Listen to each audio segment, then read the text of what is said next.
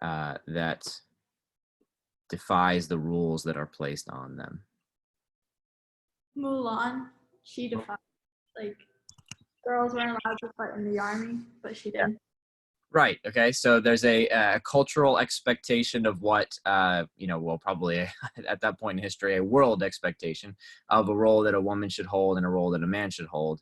And so she broke all those norms by disguising herself as a man and joining the army. Okay. That was in defiance of some rules that were placed on her. What other things come to mind? Other rules that some of your favorite movie characters have defied?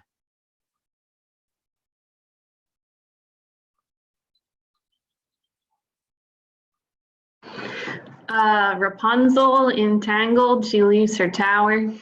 Okay, right. She's been imprisoned there and decides, I don't want to live in this tower anymore, right? And so she goes off on her own.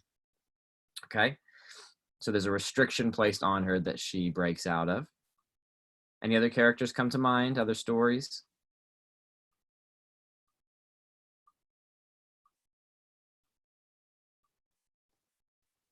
The one that I'm thinking of is, just because it's my son's favorite movie right now, is Simba and the Lion King, right? He's supposed to not go anywhere in the shadowy place, right? Only where the light touches, But there's actually this really great conversation that Dad, Mufasa, has with him after he rescues him. He tells him, you deliberately disobeyed me, right? By going to the elephant graveyard. You put your friend in danger, all that kind of stuff. There's not a ton of consequence that comes as a result of that. But there is at least a conversation about the fact that there was a rule and you broke it, right? Anybody else have a favorite character that comes to mind? Jonathan is, very, very set on Darth Jar Jar today. He defies Disney's laws of Star Wars canon. Okay, that's kind of a meta example, I guess. Any other characters that break the rules? Nemo. Okay, there you go. Nemo decides to disobey his dad, swim out into the open ocean, and touch the butt. Right.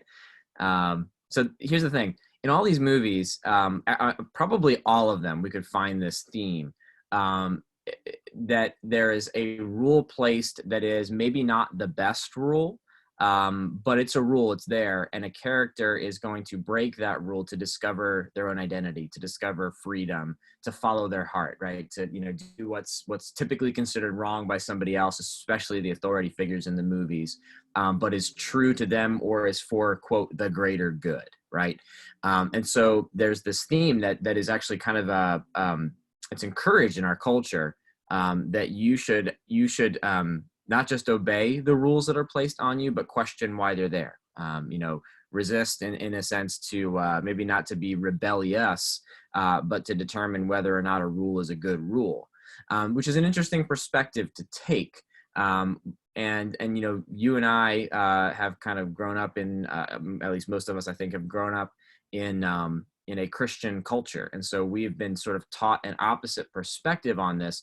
But isn't it interesting how even in our lives, there are ways in which we have come to push against, defy, rebel, whatever word you want to use, against the rules and the expectations that are placed on us. So let's take a look at Nehemiah 9. This is just to give you a little context. Nehemiah is praying for the people of Israel. It's a very what could be called an intercessory prayer, and by that, Nehemiah is sort of placing himself in the place of his people and saying, "Lord, forgive us for our sins," even though Nehemiah himself has not necessarily done the things that he's asking for forgiveness for. So he's actually very Christ-like in the way that he's praying here. But he's going to point out that the people of Israel, and really stress the fact that though they knew the grace of God, as he had given them, lavish blessings and brought them to the promised land and given them his law, they would reject those things. And he's actually going to talk about their explicit disobedience here. So look at, let's start in verse 15. He's talking about when they were in the wilderness. He says, the Lord gave them bread from heaven for their hunger, brought water for them out of the rock for their thirst. He told them to go in and possess the land that you had sworn to give them, right? God's blessings. And it says, but they and our fathers acted presumptuously and stiffened their neck and did not obey your commandments. And that imagery of stiffening the neck, actually, it's a sign of stubbornness, a sign of defiance, but it actually is sort of, it's an anti-slavery kind of image. Like you would put a yoke on the neck of an oxen or on the neck of a slave, and they would, be bowed down by the weight of whatever they were carrying. So to stiffen the neck is to resist whatever the load that is being placed on you. It says, verse 17, they refused to obey and were not mindful of the wonders that you performed among them, but they stiffened their neck and appointed a leader to return to their slavery in Egypt. But you are a God ready to forgive, gracious and merciful, slow to anger and abounding in steadfast love, and did not forsake them, even when they had made for themselves a golden calf and said, this is your God who brought you up out of Egypt, and had committed great blasphemies. You in your great mercies did not forsake them in the wilderness.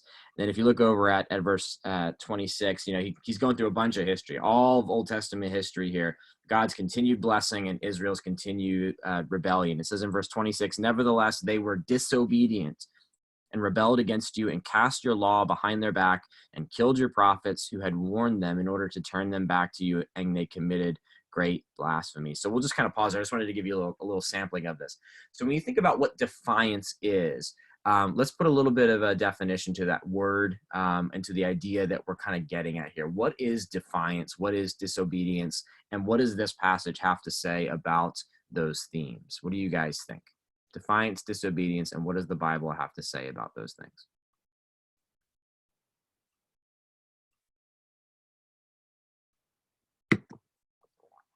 Any thoughts?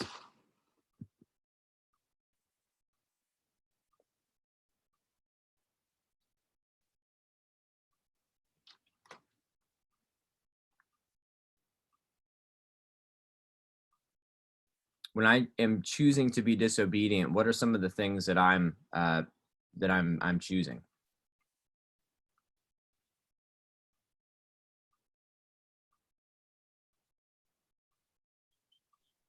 Not listening. Not listening. Okay.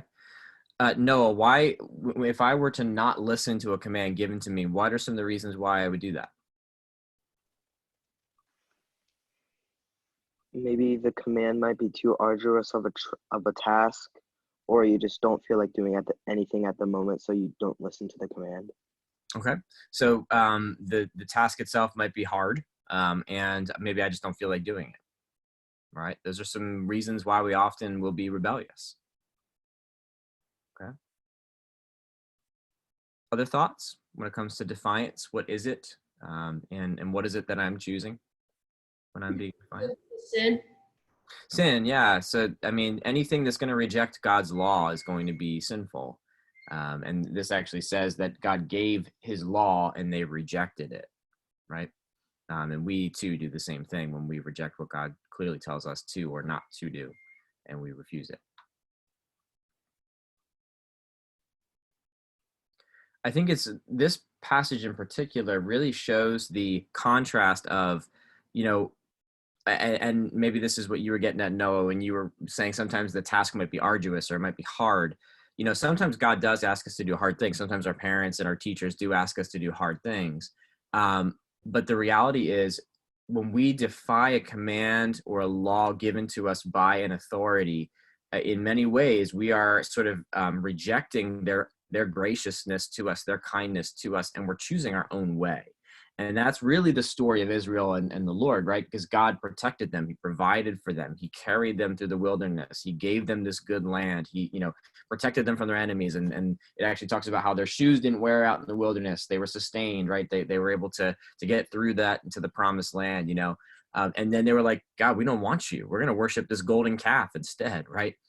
We're going to do what we want to do instead of what you want to do. And, they could have said, this law that you gave us is hard. Maybe that's really the reason why they said they didn't want to follow it.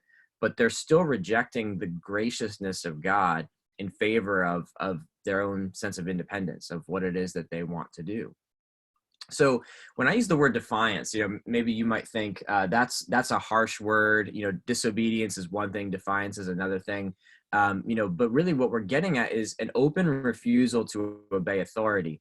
And when we disobey an authority that's placed over us, whether it's, government authority, our parents, our teachers, our coaches, all disobedience comes from a place of defiance, no matter how small it is. Disobedience is really just the act, and defiance is the attitude behind the act. Does that make sense to you guys? Defiance is where sort of where my heart is. Like, I don't want to obey this rule. I don't like this rule for whatever reason. And therefore I'm going to act in disobedience against it. But defiance is a heart issue. You can't really disobey nicely. When you think about it, you're really kind of just, I'm rejecting what you said to do, what you think is important, and I'm doing what I think is important instead. I'm choosing my way, and therefore I'm defying the commands or the wishes of the person who's in authority over me. And what the Bible is going to communicate, we're going to look at a couple different passages that really show this, is that rebelling against God's chosen leaders, that is anybody who's been placed over me in authority, is really rejecting God's authority also. In the same way that, David in the Psalms talks about, against you and you only have I sinned, but he's talking about the sin he committed with Bathsheba. Sin is ultimately always against God. It's not just against the people that we sin against. It has this effect on our relationship with God too. So let's kind of explore this a little bit for about the next 25 minutes or so. We have far too much to talk about than we'll get through today. And so if you didn't grab it already, I would encourage you to. Michael sent them in the email. We can also give you another link to that if you need them. But I actually would like to give you more stuff to kind of think about on your own time today than we'll have time to talk about. But let's just talk about a couple of questions related to this. We'll look at a couple of passages, and then if you guys have thoughts or questions at the end, we'll try to set some time aside for that. But let's kind of start here. What are some things that we tend to disagree with our parents about? So you don't have to give me your last argument with your parents, but what are the kinds of things that we typically tend to disagree with our parents about? And we're gonna, before I let you jump in, sort of focus on the relationship with parents, because that's the most direct authority that we have.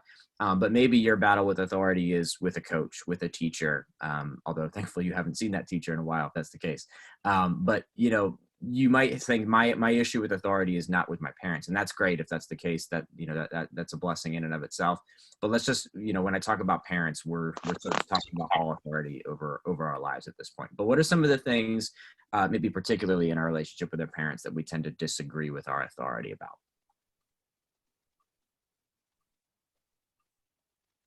Whose turn it is to walk the dog?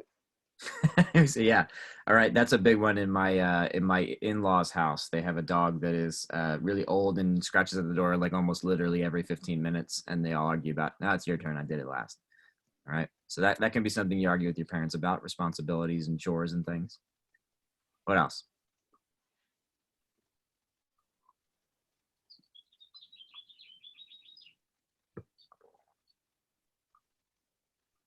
Other typical arguments with mom and dad.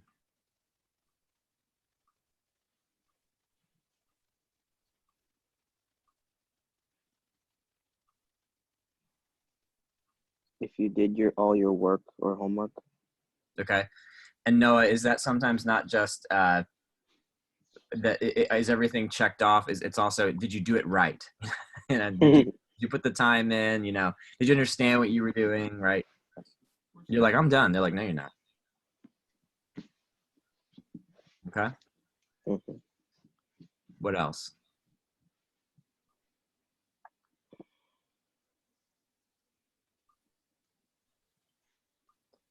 So one that's coming to mind for me, because this is one that was one of my challenges, and this might only apply to Melissa and to Ethan at this point, but driving, right? When you're allowed to be out with the car, okay?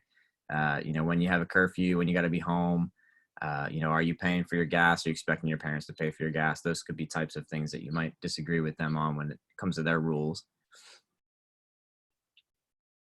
Anything else come to mind? Typical disagreements with authority?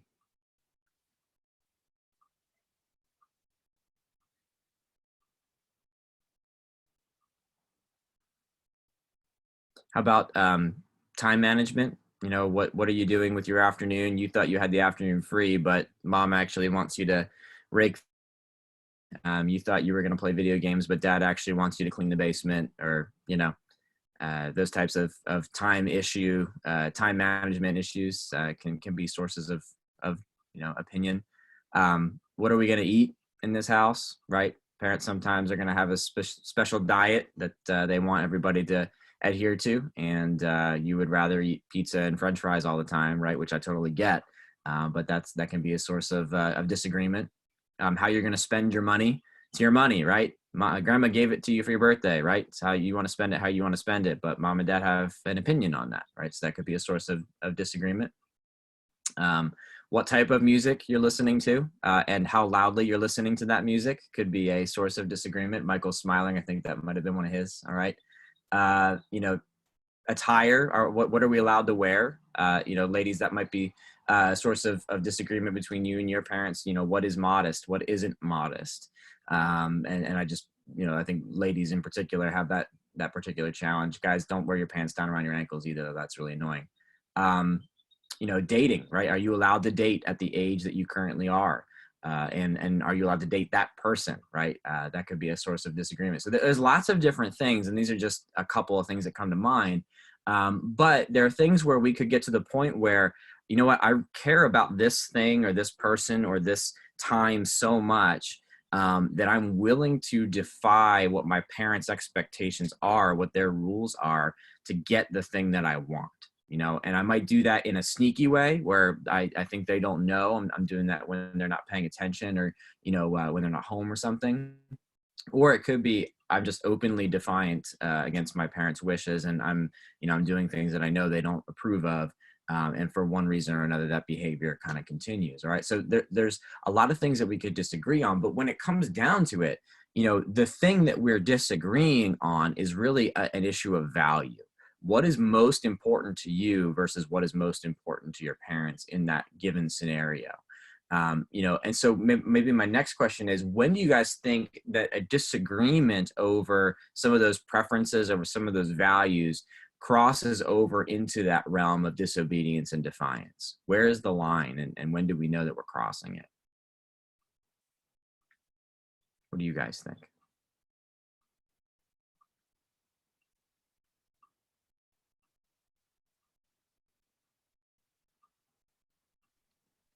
When you get to the point where it's instead of an argument, it's more of you're screaming or yelling. Okay, so the argument has escalated into a full-out World War III, right? Okay. Yeah. Somebody else. What's the line? How do we know when we're sort of beginning to cross over from just having a disagreement on a particular issue into this realm of disobedience or open defiance?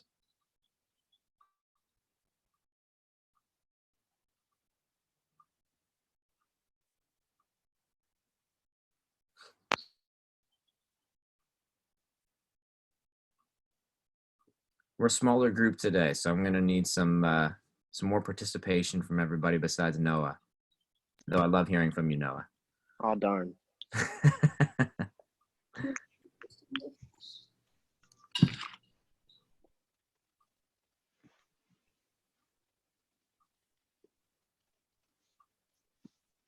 Melissa, if you guys were saying something, I couldn't hear you.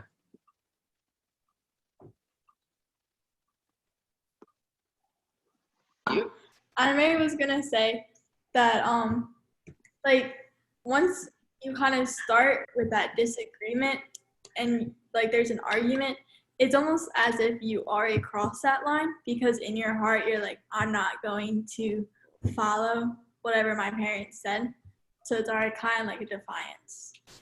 Yeah, no, you're totally right. There's a line before the argument that you're going to cross if that's where your heart is trending. Yeah, absolutely. It's one thing to, I've had a couple of conversations with mom and dad about the fact that I'm sleeping in too late. I'm not getting up on time, and I know that is annoying them. And even though it's not gotten to the point where we've argued about it, or it's I don't know, to the point where they're actually dragging me out of bed in the morning and dumping water on my head or something because they want me out of bed at a certain time. I'm still I'm getting to the point where I'm crossing a line because I know what the value is, but I'm not willing to do anything about it unless they're going to push me to that point. And so I think it's something that is going to require some discretion on all of our parts to evaluate, where is that line on this particular issue, whether it's, getting up in the morning or chores or dating or eating or whatever the case might be. There's a line somewhere. And really the line is when my desire for my wants comes into conflict with what my parents' expectations are for me. And we're going to unpack this a little bit more because I don't want it to simply sound like I'm saying what your parents wants goes and you have no say in that. We're gonna unpack this a little more. But it's important that we recognize that God has given us our parents for specific reasons, and we have this authority structure in place, and therefore it's very, very important that we understand why God has done that and how we are supposed to respond in such a way that's going to honor him and also that authority. All right. So let's talk about that a little bit. If you guys want to look at some passages that a passage that talks about sort of a Christian's responsibility to authority in general, Romans 13 is a good one. Somebody trying to jump in there? No, okay. But we're going to look at Ephesians 6 for now. So go over to Ephesians 6 with me, all the way in the New Testament. So we're leaving Nehemiah behind for now. Ephesians chapter 6, and we're going to look at the first couple of verses of that chapter.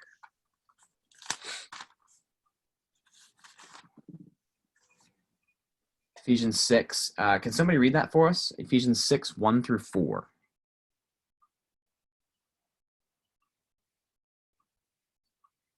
I can. Go for it, Jonathan. Children, obey your parents in the Lord, for this is right. Honor your father and mother, which is the first commandment with a promise, that it may go well with you and that you may enjoy long life on earth. Fathers, do not exasperate your children. Instead, bring them up in the training and instruction of the Lord. Awesome. Thank you, Jonathan. There's a lot to consider here. I noticed that just a couple of short verses there, probably nothing that we haven't heard before, but there's actually a lot of detail here that we should consider. First of all, when we talk about children obeying their parents, who are the children that are being addressed here? Like, what age are we talking about here? Up until it's at the point where they need to leave the house or be on their own. Yeah. So Noah, the age at which you would leave the house is typically what in our culture? 18. Okay. Well, what about Michael? He's at home. His Michael, parents' you're house. 18, are you? What was that, Justin? I said, Michael, you're not 18, are you? Technically, no. Do I act? Maybe. Yeah. So here's the reason why I asked the question. So we think of 18 as adulthood in American culture. That's just sort of a threshold number, all right? That once you get there, you're considered an adult according to the eyes of the law. However, there are lots of people that do not move out of their parents' home at 18, okay? And as a matter of fact, the people who do move out of their parents' homes at 18 are in the minority in our culture because we live in a very expensive part of the world. So yes, America makes lots of money, but America is also a very expensive place to live. And so almost purely for financial reasons and also things like education and career building and stuff like that, most people are not leaving home at 18. Some of them are going off to school at that point, certainly, and sort of living on their own in that regard. But even there's still this tether back home because most likely they're not paying all those bills themselves. So there's this interesting thing to think about, especially for those of you guys who are approaching your senior year or getting ready to enter into your freshman year of college, there's this sort of ambiguous, blurred line between childhood and adulthood in our culture, at least when it comes to what is the expectations of the relationship between child and parent. So when we think about children, we're not just thinking about somebody under the age of 10, okay? Children in this context is anybody who is living under mom and dad's roof, all right? And is not as easy as a cookie cutter of saying when they're 18, they're considered an adult and they have a different set of responsibilities. So children, anybody who is financially dependent upon mom and dad living at home, there's this command given: obey your parents in the Lord, for this is right. But then there's another word that's attached to it. It's honor your father and mother. And then he references, Paul does, the Old Testament, where there's a promise attached to it that it may go well with you and that you may live long in the land. We're going to talk about obedience and honor and their connection in just a second.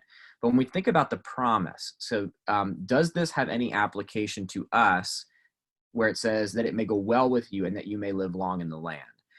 What does that mean for those of us who we don't own land? Okay, like where we live in mom and dad's house, they own all the land, right? How should we understand what is being communicated here when it comes to there's a promise attached to honoring our father and mother? What do you guys think about that?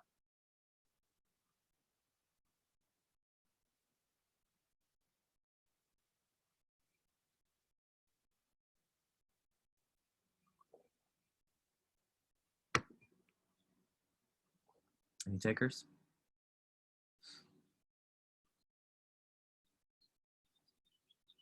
Let me ask you the question this way. Is this promising that you are absolutely guaranteed a long, noble, healthy, no problems life if you say yes to mom and dad every time they tell you to do something?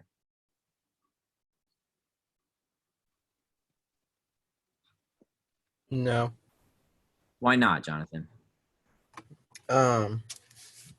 Because, well, you don't have to have like a long and plentiful life for it to for your life to like be a good life, and to honor your parents in that. I don't know. Yeah, right. So you could have it would be sad to have a short life, but it could be a very fulfilling life. It could be a life lived, without wasting any moment, and it's not dependent on it being necessarily long. Also, what is determined as like a good quality life for one person is going to be different from other people too. So there's a promise here. And I think maybe the way we want to understand this is not saying that you and I are going to inherit land as a result of, this promise, but rather if we think about when Israel in the Old Testament is in the land, which is the promised land, but the land is sort of attached or a sign of God's blessing to them. What's being communicated here is that if they're living in the land, they're living long in the land, then that means they're being obedient to the Lord and that the Lord's presence is with them. All right. And so for you and I, when we think about what it means to honor our parents, that it may go well with us, that we may live long in the land, we know an unbroken fellowship with God without judgment, right? Without consequence, at least as far as that relationship is concerned. That continues and is tied to living peacefully, honorably, lovingly with our families. You guys see what I'm saying there? Like the quality of my relationship with my family is I gotta be careful how I say this. If I have a bad relationship with my family because I'm disobedient, dishonoring, unloving, prideful, arrogant, my relationship with God is not going to be in a good place either, right? You guys with me on that? And I think conversely, it's not always true because sometimes I can have a great relationship with God, but maybe not by no fault of my own, my family life is hard. So I'm not saying that there's a direct correlation that way, but it should go to show that if I love Jesus and I want to honor him with all my life, then therefore my family life is going to line up the same way. And so there's this relationship between if I'm loving my family well, then I should be in a good place with Jesus too. Does that make sense? God's promise here is that he is with us, he honors us, he blesses us when we are faithful to do the things that he's commanding us to do. Are you guys with me on that idea? We could unpack that a little more. We could talk more about that later if not. But there is a promise here that God is going to bless us in that capacity by working in our hearts and in our lives, showing himself to be faithful, all that kind of stuff, when we are faithful to the things that he commands us to do. All right. There's a command to parents specifically given to fathers because they represent the leadership of the household. Do not provoke your children to anger or don't exasperate them, but bring them up in the discipline and instruction of the Lord. So verse 4 really gives us the purpose for our authority. What is that purpose? Why does God give us parents, according to verse 4?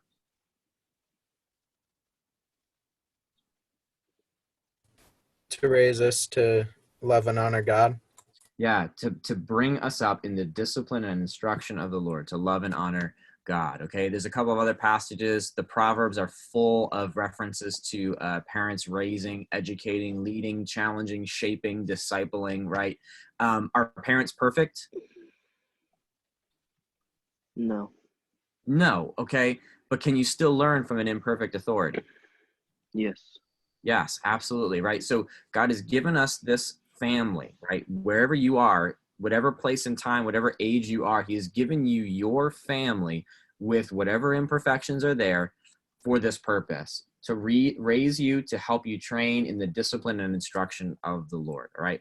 Now, for those of us, and I don't think that's anybody in this group whose parents are not believers, this is a much more challenging conversation. We have to navigate some things there. But when it comes to our God-loving, God-fearing, Jesus-worshiping parents, right? Even though they're imperfect, the purpose that we have this relationship with them is that we might learn how to grow in our ability to glorify God with our lives, right? And adhere to what the Bible is teaching us, all right?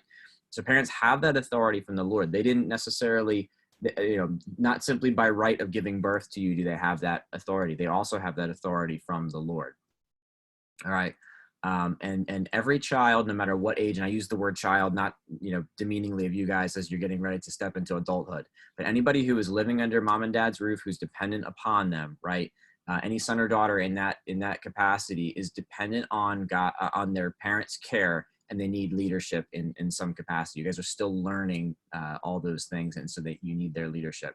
And therefore, according to what this passage is telling us in Ephesians 6, it's a son and a daughter's responsibility to recognize that authority. That means to say, yes, mom and dad, you are the ones who are in charge of me right now, and respectfully obey. And what, we'll talk about this in a second, obey and honoring, sort of the connection between those two ideas, it would communicate that anything short of immediate obedience is going to be that disobedience. So where is the line? It's when my values in my heart are coming into conflict with my parents' values, and I'm not willing to submit my goals, my desires, my wants to what their God-given authority is, what their clear instructions are for me. You guys with me so far on all that? Anybody lost? I can't see anybody's faces except for Alyssa and Michael. So that's I'll just assume everybody's cool. Okay, stop me if that's not the case. So a lot more here. If you're looking at the notes, we'll kind of skip over some of these things because they're unpacking the same idea with a little more detail. So let's talk about obeying and honoring. What would you guys say is the connection between obedience and honoring? How are they connected? How are they different? The difference between obeying your parents, honoring your parents, and then is respecting them the same thing as honoring them? Oh, hey, Straubs. Any thoughts on that? What is obedience the same thing as honoring? Are they different? How are they connected?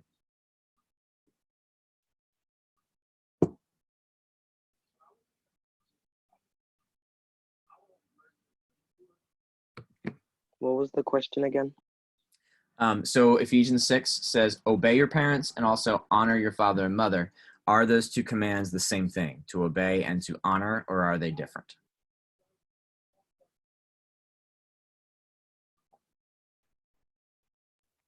I think they're a little different in a way.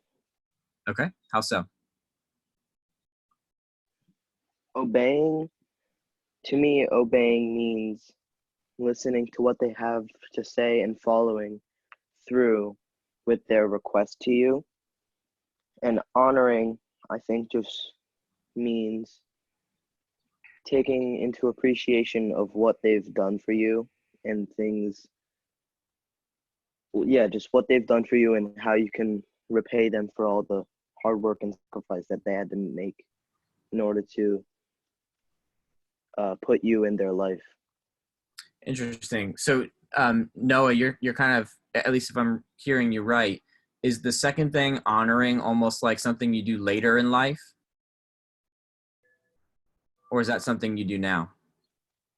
I think you could do it all throughout your life, but it might be the moment that you realize all the hard work and all the effort that was made and all the sacrifices that were made in order to give you the things that you want and are able to do.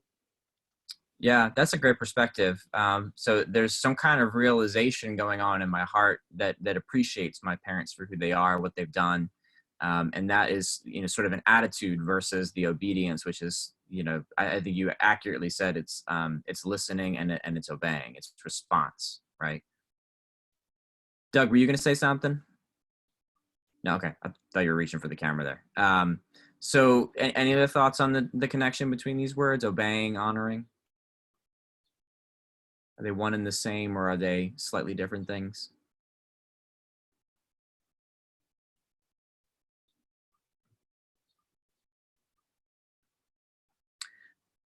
And then my follow-up question, which this word is not in here, but I think it's a word we use in our culture, is respecting the same thing as honoring and obeying? Because we say, you have to respect your parents. We use that. I think we use that term more than honoring.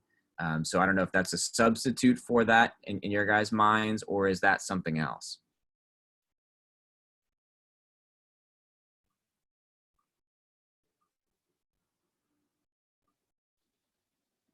Respecting and honoring might be two different things, but I'm not entirely too sure. Okay. I feel like it's a little hard to differentiate because they do seem very similar, but I'm almost wondering if, like, honoring, you can show someone honor, I feel like, without necessarily feeling like it. Like, you can act in an honorable way, right? But that doesn't necessarily mean that that's what you feel in your heart. But like, if you respect a person, that's like how you feel that honor towards them, if you get what I mean. I do. And I don't know if it's just because I've watched a lot of like history shows or like historical dramas or whatever, but I feel like there's always this sense of honor attached to like two competing or warring, groups. And sometimes they'll say something like they are without honor because they attacked in the dead of night or something, or they went back on their word or something. But I'm going to show them honor that they don't deserve, and so there's like I clearly don't feel like they deserve this honor, but I'm giving it to them anyway. So yeah, I think, maybe honoring, and I'm not sure if I'm thinking of it in reverse, and maybe that's, where we can kind of unpack these words a little bit, but like, respecting, I don't know, I don't know, there's an interesting way to break these, to slice these things apart a little bit. Because for me, when I think about honoring, I feel like it's giving something value. It's appreciating the value of something, even if I don't necessarily value it the same way. So here's kind of the way I was breaking it down. You guys can comment on these, but obedience is like compliance. It's like Noah said, it's I listen, I hear, and I do, which is the very Old Testament way to understand obedience. The Hebrew word for obey is this idea of listen and do. Listen and do. It's never just I heard it. It's also accompanied by doing, which is also, by the way, associated with the idea of wisdom in Hebrew. It's that I heard, I understood, and I put it into practice. So it's listen and do. It's doing, I'm asked, doing. Honor, reverence. It's to value what they value.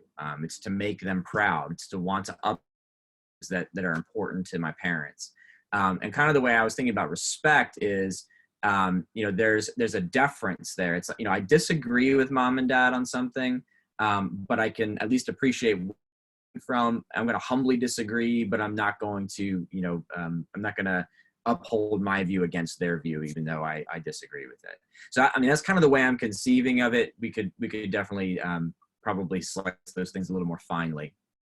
But the point that I want to leave you guys with here, because it's already 4:00, is just that when we think about honoring and obeying, it's not, I don't think it's just that there are two different, I don't think it's just saying the same command twice. I think it's giving us two different things. Obey, in the first verse, Ephesians 6:1, children, obey your parents in the Lord.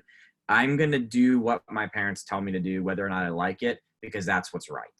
Okay, I'm gonna do what my parents tell me to do because the active obedience is what's being commanded.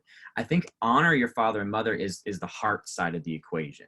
I'm going to value what my parents value, and that, I might not always feel that, but I'm at least going to work things. And there's two sides of the command, the internal and the external.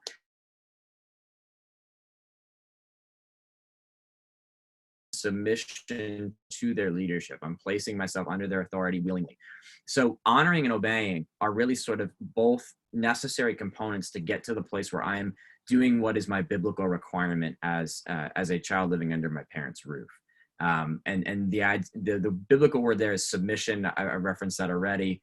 But just this idea that I have to both act in obedience and also in my heart have an attitude of obedience as well. Is that, guys? One of the things we've been saying to Zeke now, because he's got a little sin nature and he wants to do what he wants to do, is when he has to obey, when he has to do what Mama and Papa tell him, he's got to do it with a happy heart. And he's really funny because we'll say, "Where's your happy heart?" And he goes, and just stays like there, which I know is here and not here, right? He's gonna get there, but there has to be an attitude of submission, of honoring that comes along with the act of obedience, or it's not really obedience, right? In the same way that responding to Mom on my time, when I want to, when I feel like it, is not real obedience because I've not actually done the act. The reverse is also true. When I do the act, but I'm disgruntled, I'm angry, I hate this idea, I hate this rule. Neither one of those is really true obedience. And so to get to the point where Ephesians 1 is telling us to be, Ephesians 6:1 and 2, is to have both heart and action align. All right. And so I know that's a challenge. And so I think we'll come back to this topic next week. We'll kind of pick up where we left off. But the idea of biblical submission, in all the different contexts that it appears in the scriptures, is that I'm willing to place myself under somebody's authority. You cannot make somebody submit. Okay. You can force them to comply. You can force them to do whatever it is you want them to do. But submission is an attitude. It's a heart response. It says, this is my authority. And whether or not I agree with them, I'm going to place myself under them because I know called me to do. All right, so we'll leave it at that. Again, the notes, Michael sent them to you. There's a couple more pages. Some of that I want just to be for you guys to kind of think about on your own. But I think we'll come back to this topic next week. We'll pick it up here. Any thoughts or comments on any of the stuff that we've talked about so far? Alyssa, I hope I wasn't disagreeing with you on the definition of those words. That's just kind of the way I was thinking about it. But I think whatever word we want to attach to whichever principle, we're talking about sort of an internal and an external response to honoring our parents. So that's all I was trying to get at there. Cool. All right, awesome. Well, let's close here. Let me see. Could I get I don't know if Ethan and Keon Batterman are both there, but could I get a Batterman to close us in prayer today?